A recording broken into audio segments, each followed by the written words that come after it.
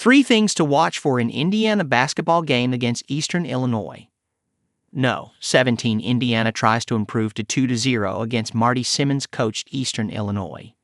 BLOMINGTONN. End. Early season non-conference games are scheduled to be and usually are blowouts for the home team. Indiana hosts Eastern Illinois in one of these games at noon Sunday at Simon Skjodt Assembly Hall.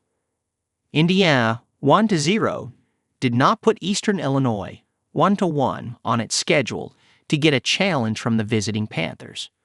It schedules games like this to serve as organized scrimmages, to play against a certain style perhaps to help their NET ranking, but most of all, to get a relatively stress-free win. However, Eastern Illinois is the poster child for what can go wrong for the favored team in these games once in a blue moon. In December 2022, the Panthers trekked to Carver Hawkeye Arena to take on Iowa in one of these contests. They're referred to as bye games by mid-major and low-major teams since they are cut a check. Nowhere near what a football bye game pays, but not insubstantial, for serving as cannon fodder. Only this time, the Panthers had more than just a paycheck in mind. Eastern Illinois scored a barely believable 55 points in the second half to stun the Hawkeyes in a 92-83 victory for the upstart Panthers. Only one Eastern Illinois player from that team, Rodolfo Rufino Bolas, is still with Eastern Illinois.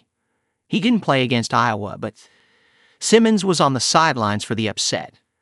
I'm sure Simmons would like nothing more than to have a repeat performance against his one-time school. It's not as if Indiana hasn't opened itself up to a possible upset before. Florida Gulf Coast, Army, Wright State, and Morehead State all nearly pulled it off at Assembly Hall in 2023-24. Southern Illinois Edwardsville hung in there for quite a while in Wednesday's opener.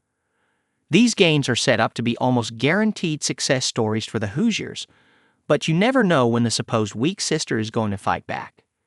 Here are 3 things to watch for from the Hoosiers. 1. Will the offense demonstrate more diversity? One thing in the news lately in Bloomington are ground-based booms that have shaken the foundation of homes and businesses throughout the city over the last 2 weeks. Contrary to what one might think, those booms aren't the collective sound Indiana basketball-related social media complaints make. They're coming from NSA Crane. It took all of a nanosecond for Indiana fans to grouse about the Hoosiers' performance against SIU Edwardsville on Wednesday. It is predictable, almost certainly premature, but some truth floats in there amid the complaining. Indiana's offense was not very dynamic.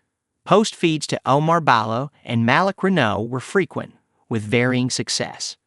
Of the Hoosiers' first 12 shots, 11 were 2-point jumpers or layups.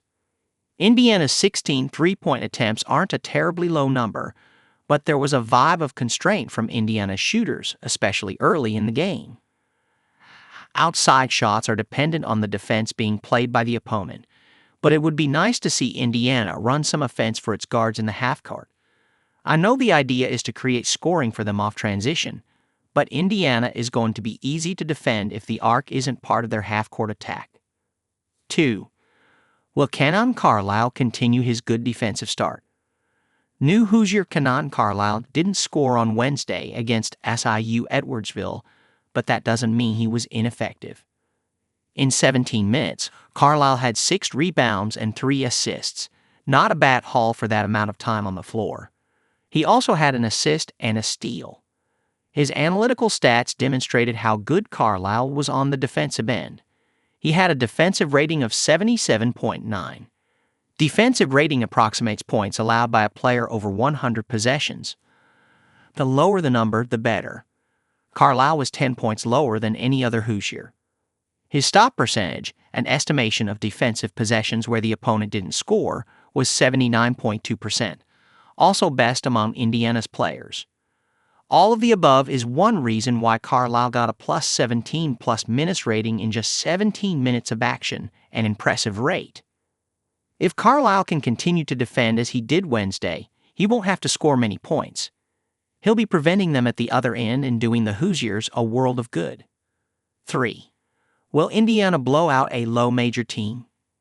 This story might run the risk of abusing good cop, bad cop.